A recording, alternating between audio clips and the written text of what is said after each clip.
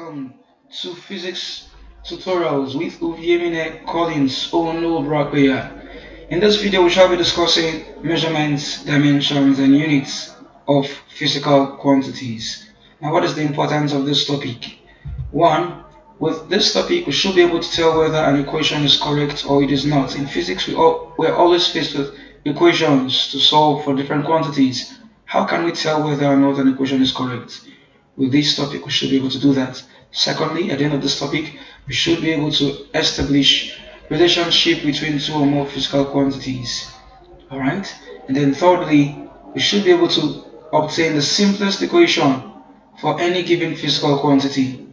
Alright? That is gotten from the relationship we have established between the quantities. Now, when an equation is not correct, with this topic also we should be able to tell the correct quantity that needs to be added to the equation for it to be correct. Alright? And lastly, with knowledge of this topic, we should be able to convert from one unit to the other after we have been able to establish a relationship between them. Alright, let's hit the ground running. What is a physical quantity? A physical quantity is a number that can be used to describe a physical occurrence. This means it's a number that is used to describe a result or a process. For example, you move from point A to point B and you cover 5 meters. That number there, 5, is a physical quantity.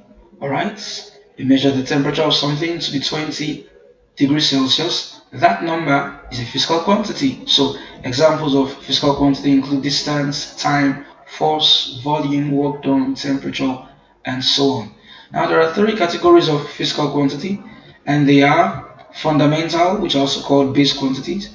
We have derived quantities, and we have supplementary or pseudo-dimensional quantities. Now, what are fundamental quantities? These are quantities which do not depend on any other physical quantity for their measurement.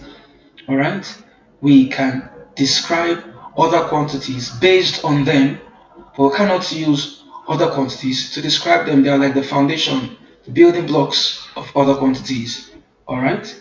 Now, there are 7 types, or there are 7 of these fundamental quantities, and they are mass, length, time, current, temperature, amount of substance, and luminous intensity. Dimension of mass is m, for length it is L, for time it is T, for current it is I, for temperature it is theta, for amount of substance it's N, and for luminous intensity it is J. Now, this is not to say that length is the only quantity that has a dimension L. No, there are other quantities that are similar to length. For instance, there is height, breadth, width, radius, displacement, distance. Alright? They are all similar to length, and as such they have the same dimension L.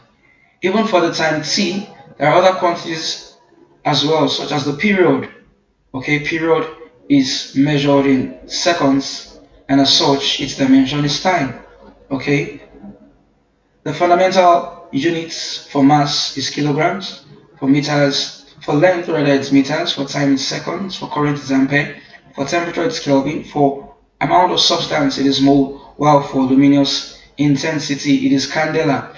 Of course, there are other units for mass. For instance, we have grams, alright, but we must convert from gram to kilogram when solving a question. For length, we have centimeters, kilometers, millimeters, but we must convert them to meter when solving questions. Similarly, for time, we can have hours, minutes, even days, weeks, months, and years, but we must convert them to seconds. For temperature, we can have degrees Celsius, degree Fahrenheit, but they must be converted into Kelvin. Alright? Now, what are derived quantities? These are quantities which are obtained by combining 2 or more base or fundamental quantities. Alright? And their SI units are also called derived units. Okay? What are some examples? We have force, power, energy, resistance, and so on and so forth. Let me explain this concept a bit further. Let us take force for instance. Force is made up of 3 fundamental quantities. How do I know? Our formula is F equals ma. This is obtained from Newton's second law of motion. M here is a fundamental quantity, so that is 1. A here stands for acceleration. Now, it is not a fundamental quantity. Let us break it down further. Acceleration is equal to velocity over time. Alright, now time here is the second fundamental quantity that makes up force. Velocity here is a derived quantity. Let's break it down further. It is displacement over time. And I told us earlier that displacement is a form of length. Hence we have mass, time, and length as the three fundamental quantities that makes up force. Okay? So, next we ask ourselves, what are supplementary quantities? These are the geometrical physical quantities of spheres and circles. Alright? Now, they do not have dimensions. Alright? But we can use their units along with those of fundamental quantities to obtain derived units. Okay? Now, because they do not have dimensions, they are also called pseudo-dimensional quantities. Now, there are just two examples in this category, and they are plane angle and solid angle. Alright, our plane angle is measured in radian, the symbol is rad. Our solid angle is measured in steradian, and the symbol is SR. Now we shall begin to solve for the dimension of some quantities, but there are some rules or some steps that would guide us. Alright, now what is the first step? The first step is to write out the simplest equation for that quantity. Okay, there may be two or more formulas you know for the quantity, but it is wise to work with the simplest formula or the simplest equation. Alright, now if the quantity you need is not the subject of the formula, you must make it the subject of the formula. Alright, and then next step will be to ignore constants and express the quantities in that equation in terms of their dimension. Alright, we shall soon solve questions. Let me just give us a brief breakdown of the steps. Alright, now when we have a quantity which we cannot easily obtain its dimension, we must break it down so that every term in the equation can be expressed in terms of their dimensions. And then lastly, we apply the laws of indices to rearrange the equation so that it doesn't contain a denominator. Now it's time for some examples. Let the fun begin. First question says obtain the dimension and derived units of the following quantities. We have volume, speed, and force. So we ask ourselves, what is the simplest formula we know for volume? My students will tell me the first thing to do is to write solution. Now for volume, the simplest formula that comes to mind is the fact that volume is equal to length times breadth times height. Alright, now there are other formulas. There is pi r squared h for a cylinder and so on. There are several formulas, but this is the simplest one. Okay, now both breadth and height are forms of length. Okay, they are just lengths in different axes. Alright, which means that the dimension, therefore, now the dimension of length is L. Dimension of breadth, since it's a form of length, is also L. Dimension of height, since it's a form of length, is also L. So have L times L times L. So dimension of volume, therefore, is L times L times L. And that's equal to L cube. Alright? Now what is its SI unit? The unit of length is meters. Alright, so since we have meter cube, it implies therefore that the units of volume is meter cube. Okay, next question says find the dimension and units of speed. Alright, now what's the formula for speed? The simplest formula we know is that speed is equal to distance over time. Alright, now distance, like I have said, is a form of length. Okay, so we have therefore that the dimension of speed is equal to, for distance is a form of length, so we have L over, for time its dimension is T. Now we apply the laws of indices. We know that the inverse of x, for instance, is equal to x to the power minus 1. Alright? So let us apply that here. It implies that the inverse of t will give us t to the power minus 1. It means therefore that the dimension of speed is equal to, now our L over t means L times t. So L times 1 over t, right? Which means we'll have L times. Now, in place of 1 over t, we can write our t inverse.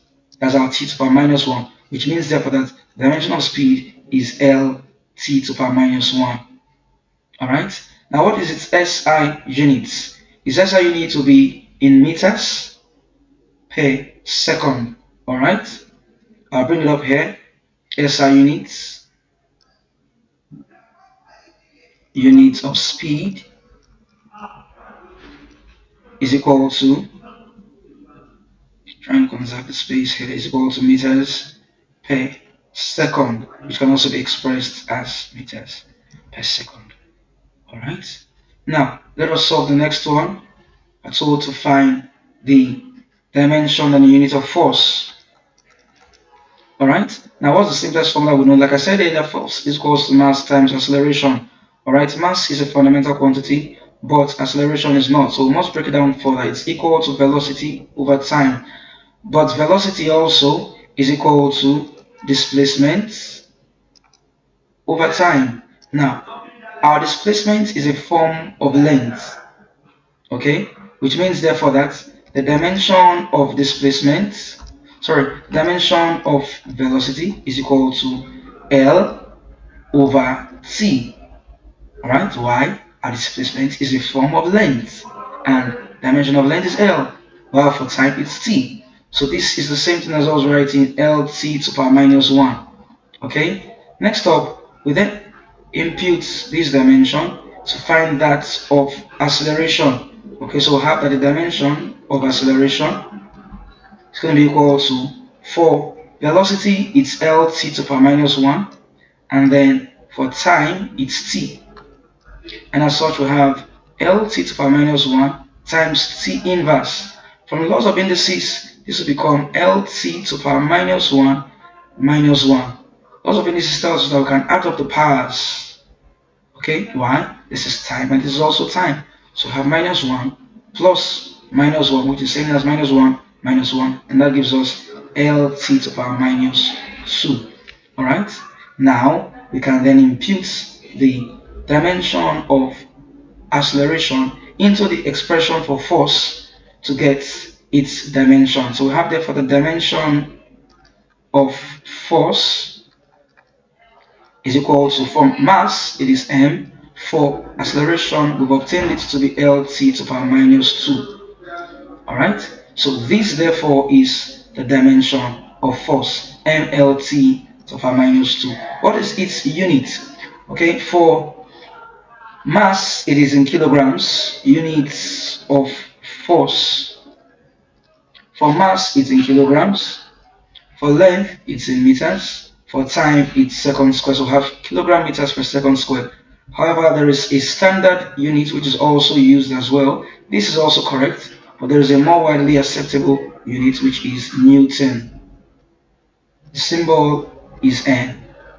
Alright, let us take on some more questions. We'll have this one that says, obtain the dimension and unit of the following quantities. We'll have them. The first one there is gravitational constant. Let us solve for that. Now, where do we get the concept of gravitational constant from? There's a law called Newton's law of universal gravitation, which states that two bodies are attracted by force which is directly proportional to the products of their masses and inversely proportional to the square of their distance apart. We put that together, we'll have that F is proportional to m1 m2 over r squared. This is called an inverse square law. Why? The force varies inversely with the square of distance. Okay, another type is our Coulomb's law of electrostatics. But let's leave that out for now.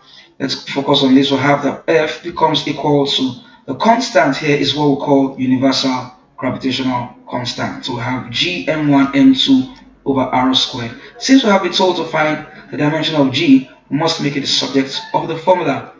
When we do that, we can cross multiply. We'll have g equals FR squared and then divided by M1, M2. Now, what is the dimension of G? We'll first start by saying that the dimension of force, we have found that to be mLt to the power minus 2, while for length, while for radius is a form of length, and as such, it has the same dimension L as length does. For mass, we have m, so we have m squared here. So this will take away one of these, alright, and then we're left with the inverse of m, that's m inverse, and then L times L squared gives us L cubed, and then we still have our t to the power minus 2 here, alright. As such, the dimension of G is m inverse L cubed t to the power minus 2, alright. Now, what is its unit? I'll bring it up here. For the units of G is equal to, now we have, I like to start with the numerator. You can see we have the inverse of m and the inverse of t, so they are denominators. Alright, let us start with our L because it is a numerator. Alright, it has a positive power. We have meter cube, and then per. From our mass we have kilograms, and then from our time we have seconds squared. Alright, meter cube per kilograms seconds squared. However, this is not the most commonly used unit. Why? From the formula here we can obtain another unit. How? Now, our force here is measured in meters, right? So we can say the unit of G can also be expressed as, from our force we have Newton, from our R radius we have meter squared, and then over kilogram squared, which gives us Newton meter squared per kilogram squared. Alright, let's take on the next question. Next question says, find the dimension of electrical resistance. Now, where do we get this, or what is the simplest formula for this? You recall Ohm's law, V equals IR. Ohm's law states that the current, electric current flowing through a conductor or through a metallic conductor is directly proportional to the potential difference across its terminal, provided that temperature and other physical parameters are kept constant, which means we have said the current flowing is proportional to the potential difference across the terminals. This also implies that the voltage or the potential difference is proportional to the current. And then this becomes V equals our constant here is R. Now, if we make R the subject of the formula, it becomes V over I. So, I here is among our fundamental quantities. Alright, that's current. But V here is not. V is our electric potential. So, what becomes, or what is the simplest formula for V? Now, electric potential can be defined as the work done in bringing a unit positive charge from infinity to that point. Alright, electric potential at a point is defined as the work done, as our W here, in bringing a unit positive charge from infinity to that point. Now, let us break this down further. Work is force times displacement, and the charge is current times time. This comes from Faraday's law of electrolysis. Alright? We'll not go deep into that for this topic. Let's just focus on getting their dimensions. And let us express V in terms of dimension. The dimension of electric potential here. For force, it is mLt to the power minus 2. For distance, or for displacement rather, it's a form of length, so its dimension is L. And then over for current, it's I, and then for time, it's T. So if we put this together, we'll have M. Now, there is L times L, which gives us L squared. And then there is T to the power minus 2, and then T to the power minus 1. Here, let me explain. T to the power minus 2, that's this one here.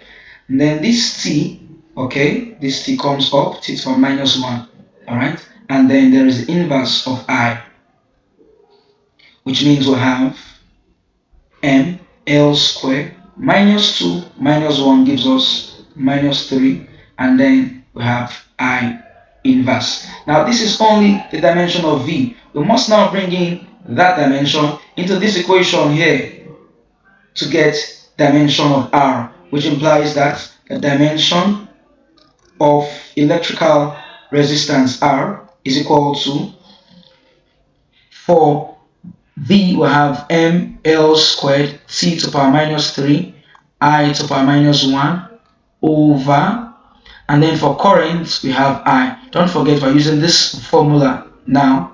Alright, V is electric potential and this is its dimension, which we have called up here, and then I is current and this is its dimension. So we simply have ml squared t to the power minus 3. Now this is the inverse of I, so we have I to the power minus 1 and then I to the power minus 1 again, which gives us ml squared t to the power minus 3 and I to the power minus 2. Alright, so this is a dimension of electrical resistance. Okay, now what is its unit? The unit, or the derived unit, whichever one you want to call it, of electrical resistance is, from mass we have our kilograms, for length we have meters, and then per, for, okay, let us start with the lower power here. Oh, sorry, this is a higher power because the negative one. We have amperes squared seconds cube. Whichever way you want to arrange it, you'll still be correct, alright? Our kg is from mass, our meters should have a square here from length, and then our ampere squared is from the current, then our seconds cube is from the time. However, this is not the most commonly used unit for electrical resistance. The most commonly used unit is the ohm. The symbol is this. Now for specific heat capacity. Again, we write solution, solute ion. Okay, for specific heat capacity is defined as the amount of heat needed to raise the temperature of a unit mass of a substance by 1 degree. Okay, so amount of heat per unit mass, this is m here for mass, per degree change in temperature, this is delta theta change in temperature. Alright, some books will say rise in temperature, but the fact is there can also be a loss or a drop in temperature, so I'd better use a unit change in temperature. Alright, now M is a fundamental quantity and temperature also is a fundamental quantity. Alright, how about heat? It is not. What is its dimension? Now, we can understand that heat is a form of energy, and energy is the ability to do work. So heat, energy and work, all three have the same unit as joules and they have the same dimension. Don't forget we solved for the dimension of work to be ml squared t to the power minus 2. We obtained this when we're solving for the dimension of electric potential. Alright, now since this is the dimension of work, it is also the dimension of heat. Okay, and this implies that the dimension of specific heat capacity C is equal to ml squared t minus 2 over mass has its dimension as m and temperature has its dimension as theta. Okay, now mass can cancel out the mass here. It implies therefore that the dimension of specific heat capacity C is L squared C minus 2 theta minus 1. And the unit as well is equal to, from length we have meters squared, and then per, because these other terms are denominators. How do I know that powers have negative signs? Okay, so meters squared per. For time we have seconds squared, and then for the temperature we have Kelvin. Okay, meters squared per second square Kelvin. But then this is not the most commonly used unit. Most commonly used one comes from the formula. Okay, our heat is in joules, our mass is in kilograms, and our temperature is in Kelvin, which means another unit of C is what? Joules per kilograms Kelvin. Alright. Next, we're told to find the dimension of coefficient of viscosity. It's given by tangential stress over velocity gradient. Okay, our tangential stress is force over area or force per unit area, while the velocity gradient is velocity over length. So force over area divided by velocity over length. This becomes force per unit area times length over velocity. Okay, now let us express the dimensions. The dimension, therefore, of eta, that's the symbol, is equal to, for force, we said it is mlt to the power minus 2 over, for area, it is L squared. The simplest formula for area is length times breadth. The breadth is another form of length, so we have L squared. And then for length, it's L. For velocity, it's LT to the power minus 1. We multiply through and we have ml squared t to the power minus 2 over L cubed t to the power minus 1. We play with these, we have ml squared L to the power minus 3 t to the power minus 2 and then t to the power 1, because when our t to the power minus 1 goes up, it becomes t to the power 1 or just t. Alright, and then this becomes m l 2 minus 3 gives us minus 1, and then minus 2 plus 1 gives us minus 1. This is a dimension of the coefficient of viscosity, ml to the power minus 1 t to the power minus 1. For the units, we have, for mass it is in kilograms, and then we have per. For length, it is in meters, and then for time, it is in seconds. So kilogram per meter second. However, another formula, another unit that is widely acceptable comes from the formula. Okay, so another unit of C comes from the fact that our force is in Newton, our length is in meters, over our area is in meters squared, and then our velocity is in meters per second. Okay, which means we have Newton meters divided by meter squared times meter gives us meter cube per second, which means we have Newton meters times seconds over meter cube. This will take out one of these, and then we'll have Newton, right? Our seconds is still there, seconds. Now say the meter has cancelled out one of them, so it means we're left with 2, that's meters squared. So this is another widely acceptable unit for the coefficient of viscosity. Let's take out another question. Oh, here I'll give you guys some practice questions to play with. And here they are. The answers are given as well. I'll just give you the formulas to use for them. For specific latent heat of fusion, we use the fact that H equals ml. Here, this is the quantity of heat needed to change the phase of a substance. Okay, when it changes from from solid to liquid, then L here is called latent heat of fusion. If it changes from liquid to gas, then L would have been called latent heat of vaporization. If we make L the subject of the formula, then we'll have that L is equal to H over N. So use this to get the dimension. For torque, torque is also called the turning force. You can use torque equals Rf. Okay, if I should explain that further, alright, torque equals R cross F. This is a vector form of the formula. But our R cross F, like every other vector, can also be expressed as Rf sine theta. Now, our sine theta will give us a dimensionless number, so we don't need it when we're obtaining the dimension. We can just work with torque equals Rf, okay? And then for the angular momentum, you can use L equals mvr, okay? Let me explain that one here as well. Our L in its vector form, just like torque, is equal to R cross P, where P is called the linear momentum, alright? And then again, we can have Rp.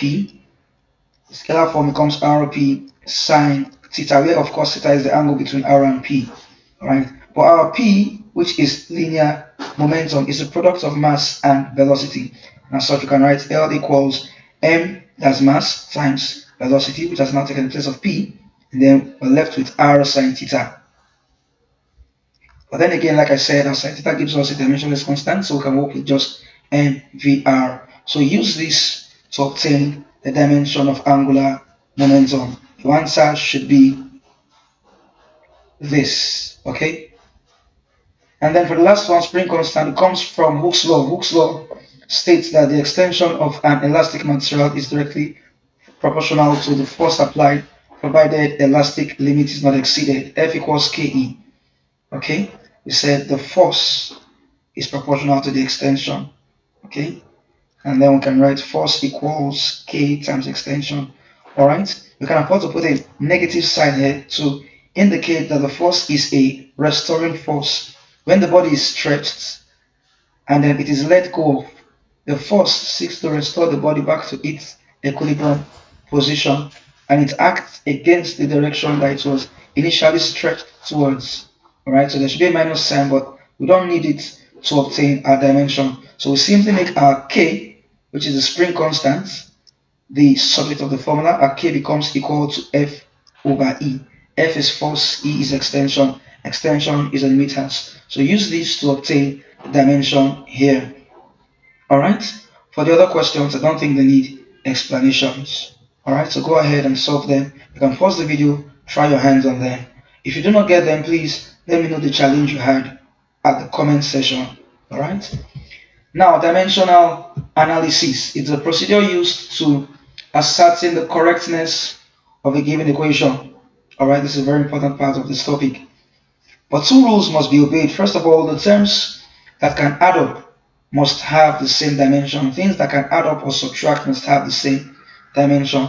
And then the quantities on both sides of the equation, or the terms on both sides of the equation, must have the same dimension. Okay? Let us have some questions to practice with. This question here says, which of these equations are dimensionally correct? Don't forget the rules we have said. It means these terms which are adding up must have the same dimension, and the terms on the left hand side must have the same dimension as the terms on the right hand side. Both sides of the equation must have the same dimension. Okay, so we need to find the dimension of S, dimension of AT, and then that of VT squared. When they all have the same dimension, then we say the equation is dimensionally correct. Alright, now what does S stand for? Displacement. A stands for acceleration, T is time, V is velocity. And then here, of course, A the same thing, T also time. And then this also, V is our final velocity, and U is initial velocity. The terms here also have the same meaning as they did for the two questions here. So, solution. What is the solution of this one? We first ask ourselves, what is the dimension of S? S stands for displacement. Its dimension is L.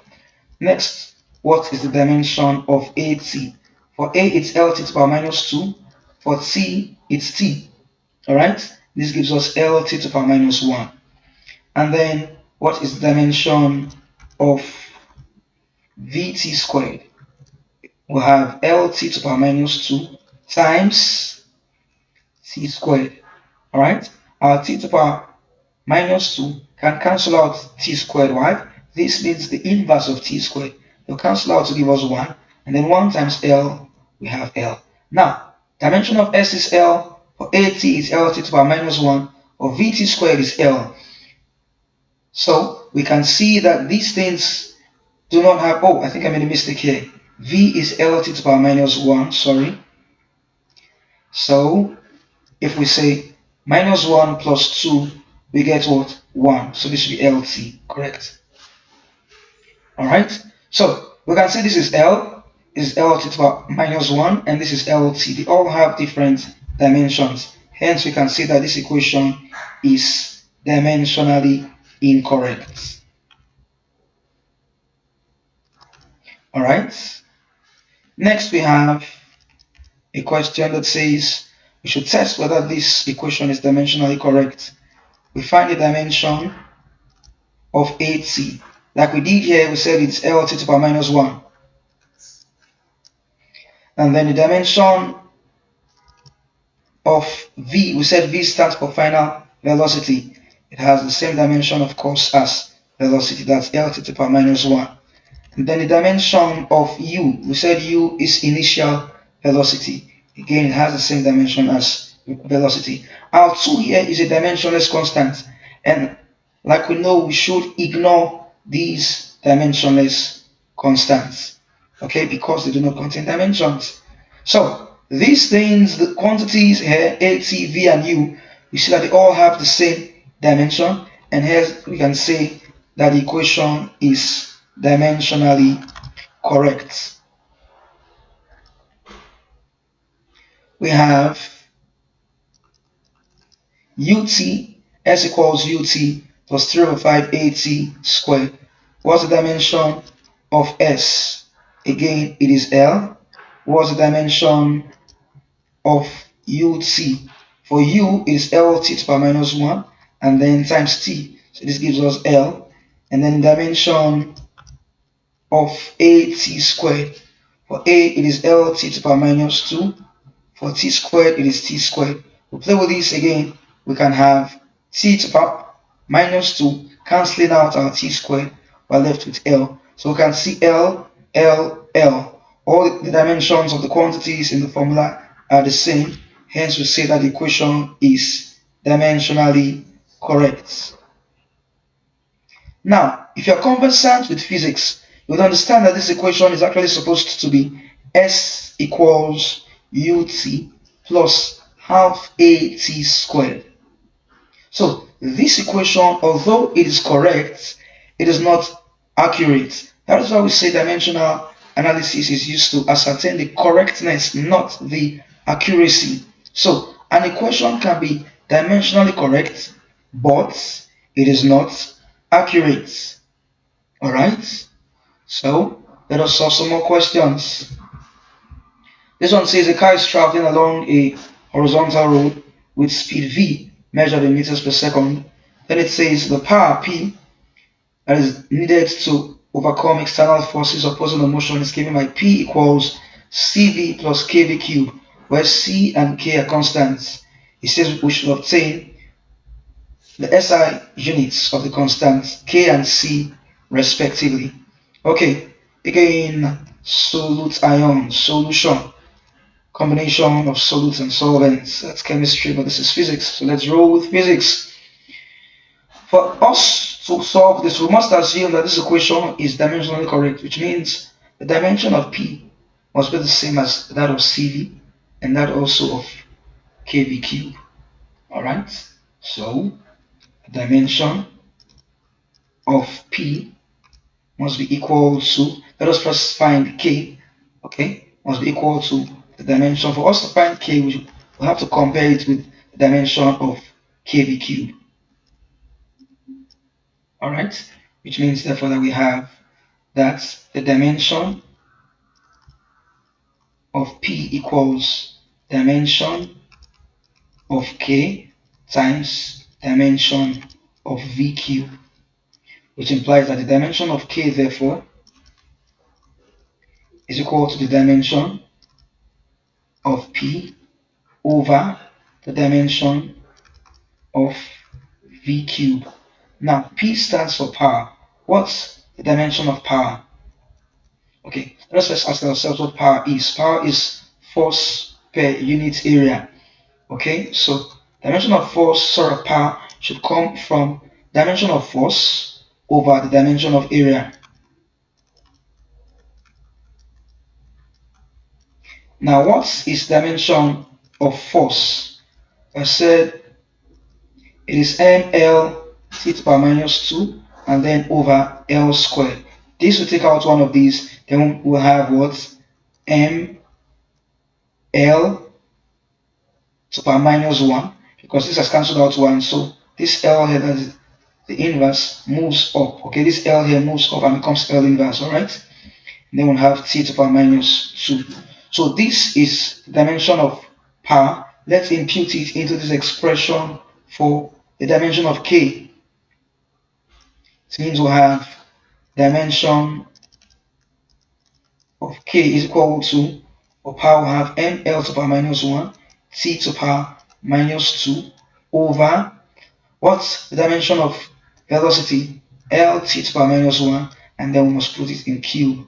Okay, so we have ml to the power minus 1 t to the power minus 2 over L cube c to the power minus 3. How we simply multiply the powers. L here is to the power 1, although it isn't written there. 1 times 3 gives us 3. And then for t, minus 1 times 3 gives us what? Minus 3. Alright, so this would have m, and then L to the power minus 1, L to the power minus 3, t to the power minus 2, and then t to the power 3. Alright, this becomes m L to the power minus 4. Okay, and then for our t, what do we have? We have just t. For the units, how do we find it? From, okay, we can write the units of k equals, for mass it's kilograms, for time it's seconds, and then per for length it's meters to the power 4. Alright, and then let us look at that for c. Okay, for the dimension of c, we compare the dimension of p to the dimension of cv. Okay, which means that the dimension of p is equal to the dimension of c times that of v. Okay, which means that the dimension of c equals dimension of p over the dimension of v. Don't forget that p stands for power, and we obtained its dimension earlier here to be ml to the power minus 1 t to the power minus 2, while for velocity its dimension is l t to the power minus 1. So we can write that the dimension therefore of c is equal to, we have ml to the power minus 1 t to the power minus 2 over l t to the power minus 1, which gives us our m is there, and then our L becomes to the power minus 2. Why? This is L inverse. This L goes up and then also becomes L to the power minus 1. So we have minus 1 gives us minus 2. And then t to the power, this is minus 2 here. When our t inverse goes up, it becomes t. Now t on its own means t to the power 1. It implies we'll have t to the power minus 2 plus 1. Alright? That will give us t to the power minus 1. Okay? So this is the dimension for c. Alright, and therefore its units becomes, for mass it's kilograms, then we have per, for length it's meters, so we have meters squared, and then we have seconds. So this is the dimension of k, while this is the unit of k, while this is the unit of c. Let's go ahead. This is a formula that is called the Van der Waals equation of states. Okay, I wouldn't go deep into this, it's under the topic kinetic theory of gases. So let's just focus on obtaining dimension here. Alright, now we're told to find the dimension of A. P here stands for pressure, A is a constant, just like B. Alright, they are constants with dimensions. Okay, V is volume, same as this V here, and our R is our ideal gas constant, and then T is temperature. This is Van der Waals equation of state for 1 mole of the gas. Alright, so our first step will be to expand the bracket, or to open up the bracket. P times V gives us PV, P times minus B gives us minus PB, and then A over V squared times V gives us plus AV over V squared, and then A over V squared times minus B gives us minus AB over V squared. This is equal to RT. Alright, so we have PV minus PB plus, this will become, our V here will take out from the V here, we'll have A over V, and then minus AB over V squared. That's equal to RT. Alright, now we're told to find the dimension of A. Okay, for us to do that, we must assume that this equation is dimensionally correct, which means all the terms have the same dimension. Our PV has the same as that of PB, and that has the same also as that of A over V, and the same for this, and the same also for RT. So we must compare the dimension of A over V with that of either PV or RT. Alright, let us work with PV because I think it's easier for us to get our dimensions of P and V than that of R and T. Okay, P stands for pressure, V is volume. So what is the dimension of pressure? Pressure is force per unit area. So the dimension of pressure should be, for force, we have mLT to the power minus 2. For area, it's L squared. So we should have mL to the power minus 1, T to the power minus 2. Alright? I believe this is correct because this takes out one of these, and so our L here goes up and so becomes L inverse. Alright? And then dimension of volume is L cube. So the dimension, therefore, of PV is going to be mL to the power minus 1, T to the power minus 2, that is that of P, that's pressure, times that of volume, which is L cube. And that gives us mL squared T to the power minus 2 squared because we have 3 minus 1. Alright? Now I've said to get dimension of A, we must compare dimension of PV with that of A over V, which means dimension of PV equals dimension of A over V. Alright? That implies that the dimension of A over V is equal to dimension of PV, okay? It means we can cross multiply. This means dimension of A over dimension of V equals dimension of PV, okay? And as such, if we cross multiply, we have dimension of A equals dimension of PV times dimension of V. It means we have what's the dimension of PV? We obtained it here to be mL squared T to the power minus 2, and that of V is L cube, and as such we have L squared multiplies L cube, it gives us L to the power 5, and then for our T we have T to the power minus 2. So this is the dimension of A. Next up, we have this question that says, what is the dimension of C needed for this equation to be dimensionally correct? Here, V stands for final velocity, U stands for initial velocity, C is the constant which we need its dimension, A is acceleration, and then S is displacement. Again, solute ion. Alright, how do we play with this? Again, we know that for this equation to be correct dimensionally, all the quantities must have the same dimension. So the dimension of V squared must be the same as the dimension of U squared, must also be the same as the dimension of CA cube S squared. Don't forget, 2 is a dimensionless constant. We can ignore it. So we can use any of these comparisons to obtain the dimension of C. Alright? We have that the dimension, let us use one of V squared. Of course, they're the same thing. They have the same dimension. Dimension of V squared equals dimension of C A cube S squared.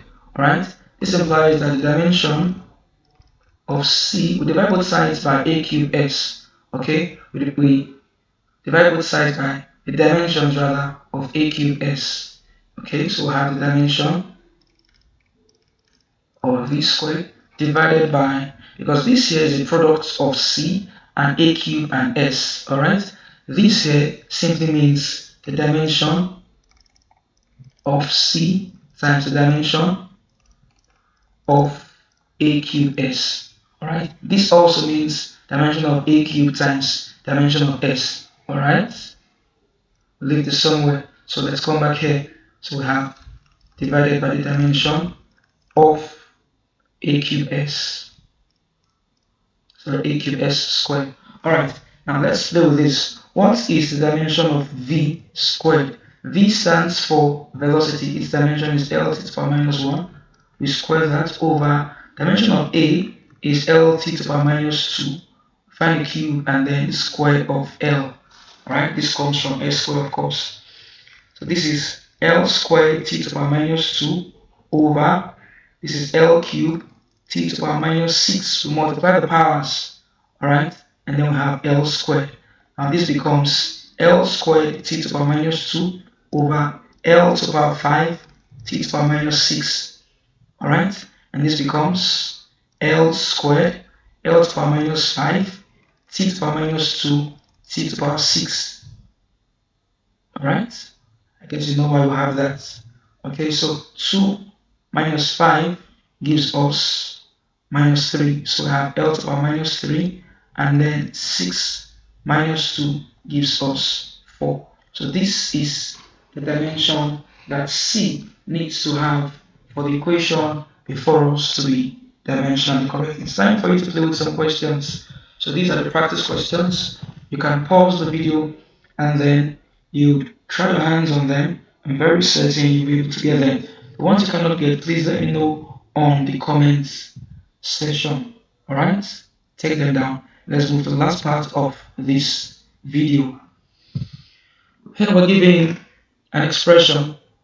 It says the waves of an ocean have its density rho and velocity v related by the expression v equals a g to the power x rho to the power y lambda to the power z, where a, x, y, z are dimensionless constants, g is acceleration due to gravity, and lambda is the wavelength of the wave. Using dimensional analysis, find the exact values of x, y, and z. Again, solute ion. Alright, how do we play with this? We're given v equals ag to the power x, rho to the power y, and lambda to the power z. Next thing for us to do is to express these terms in terms of their dimension, to express these quantities rather in terms of their dimension. Don't forget we're told that a is a dimensionless constant, same as x, y, and z. So we can ignore this a here. Alright? Our x, y, and z are powers. They are powers. We need to find them, so we must carry them along. Now v, okay, let's do this. What is the dimension of v? We express the whole thing in terms, so say in terms of dimension, in terms of dimensions, what do we have? The dimension of m, or of v rather, is Lt to the power minus 1. That's equal to, a is a constant, right? So what is the dimension of g? G there stands for acceleration due to gravity. It has the same dimension as acceleration, which is Lt to the power minus 2. Alright? And then its e is of course to the power x. Alright?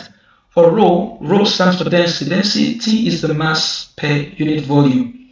Okay? If you play with that, you have ml to the power minus 3 mass per unit volume. For volume, it is L cubed. So because it is per unit volume, it means our volume is the denominator.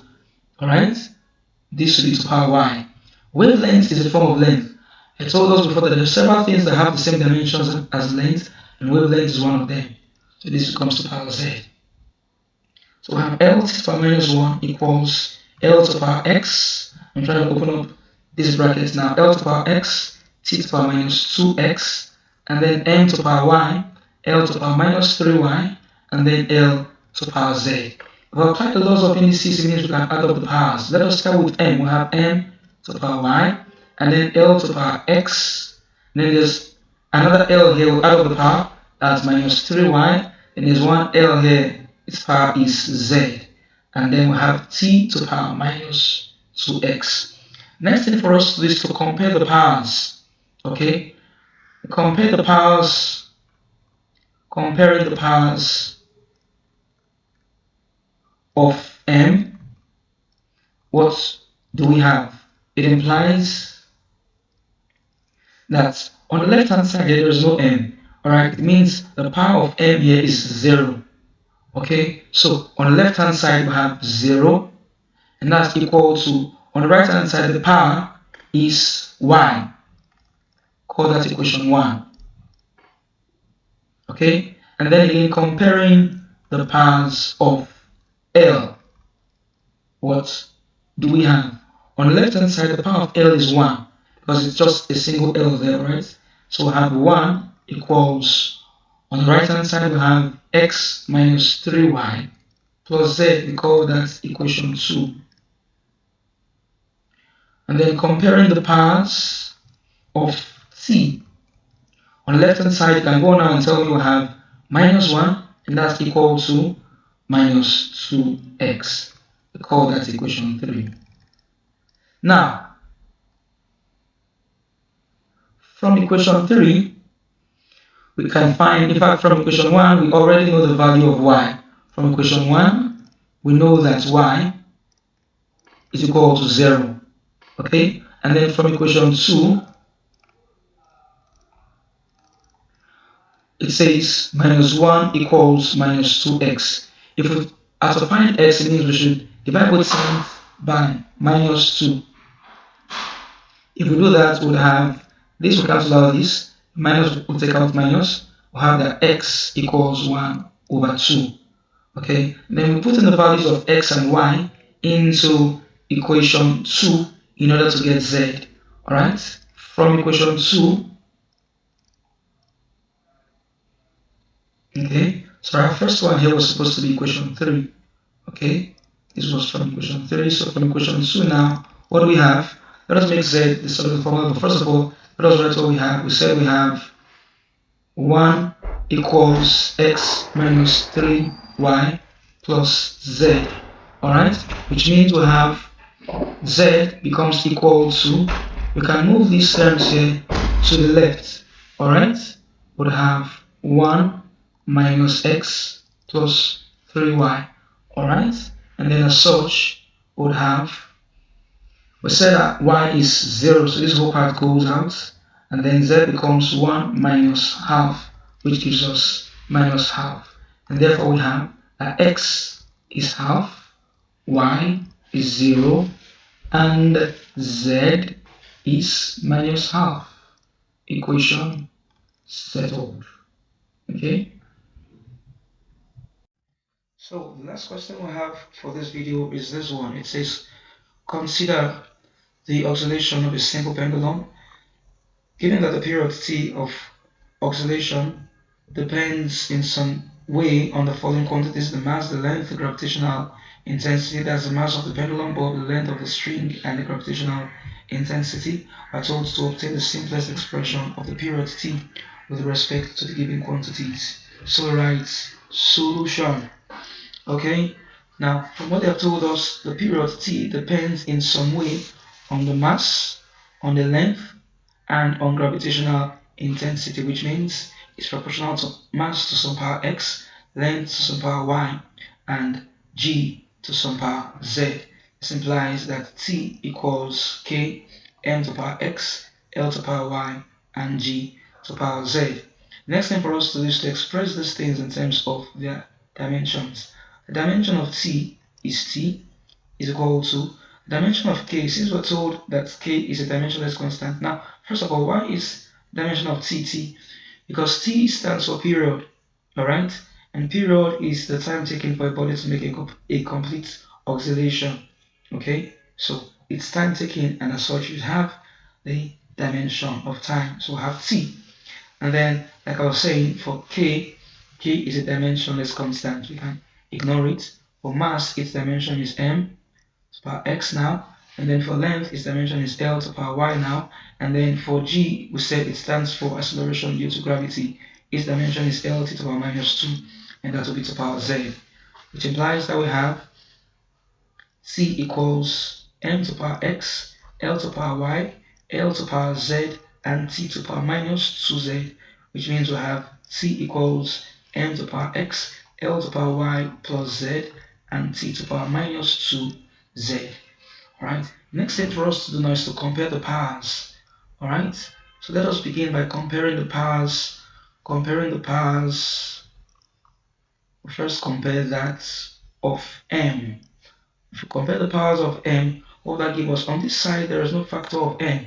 So m has a power of 0. We'll have 0 equals, on this side here, that's the right hand side we have x. Call this equation 1. Compare the powers of L. If we do that, what do we have? On the left hand side also there is no length. So L equals, on the right hand side we have y plus z. Call that equation 2. And then we compare the powers of t. For this side we have t. Since there's no power, it means we have t to the power 1 is equal to, and then we have minus 2z. We call that equation 3. Okay. Now, from equation 1, we have obtained the value of x. We said x is equal to 0. From equation 2, we have 0 equals y plus z, which implies that y equals minus z. We'll come back to this. From equation 3, we have that. Now, this is an interesting one because it will give us the value of z. We have 1 equals minus 2z. For us to get z, we divide both sides by minus 2. This takes out this, and as such, our z is equal to minus half. Okay, let's write it here, z equals minus half. Alright, now this equation here, which we got from our second equation, tells us that 0 equals y plus z, which means y equals minus z. So if y is minus z and our z is minus half, it implies therefore, if we call this equation 4 for instance, we can then say from equation 4, our y is equal to minus half, which gives us half. This implies that our x is 0, our y is half, and our z is minus half. Now we're bringing these values into the equation of t here, okay, which means we have t equals k, m to the power 0, l to the power half, and g to the power minus half. What does this mean? It means that the period t does not depend on the mass. Okay, so we have k, our l here, our l is to the power half. If something is to the power half, it means we're dealing with the square root of that quantity, that is root l, and then our g also is to the power half, but then there's a minus sign. It means the square root of g should be a denominator over root g, and therefore we have t equals k root l over g, k root l over g. Okay, so this is the formula for the period t as a function of length and gravitational intensity. Alright, from other things in physics, we'll get to discover that the k there is actually 2 pi. So, that is it for this question. Next up, we have some practice questions you can play with. The answers are there for you to check what you have done. If you have issues with any of these questions, please feel free to let me know on the comment section and I'll answer your questions. So, if you watched this video till the end and you enjoy it, you have gained from it, please like, share, and subscribe so that you can be notified when other videos are released. Thank you for watching.